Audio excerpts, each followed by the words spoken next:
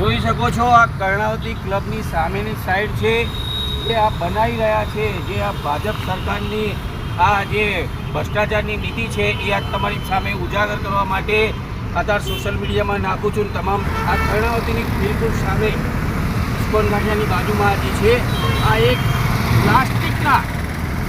પ્લાસ્ટિકના સળિયા નાખ્યા છે. એવા પ્લાસ્ટિકના સળિયા નાખ્યા છે. હવે રીતના સળિયા નાખીને શું સાબિત કર્યું છે કે જનતાના ટેક્સના પૈસા ભ્રષ્ટાચાર કરવા માટે છે. જનતાના ટેક્સ ભરતી નથી. જનતા ટેક્સ ભરે, મોટા મોટા પુલ તૂટી જાય, મોટા મોટા કૌભાંડ કરવામાં જ શક્ય બની રહ્યું છે. હવે આગળના દિવસોમાં આની મોટી તપાસ થવી જોઈએ. આની તપાસ કરીને આ જે પણ અધિકારીઓ હોય, જે બિલ્ડરો હોય, જે કોન્ટ્રાક્ટર હોય એની ઉપર એક્શન લેવા જોઈએ. આ એક પ્લાસ્ટિકના સળિયા નાખે છે એટલે એનું કારણ શું? આ ચોખ્ખો ભ્રષ્ટાચાર દેખાય છે. તમે માનો સરખેજથી ગોતા લગીને આવી રીલ બનાવીને પ્લાસ્ટિકના કરોડ રૂપિયાનું બજેટ, કરોડ રૂપિયાનો કોન્ટ્રાક્ટ સોંપે છે અને આ પ્લાસ્ટિકના સળિયા.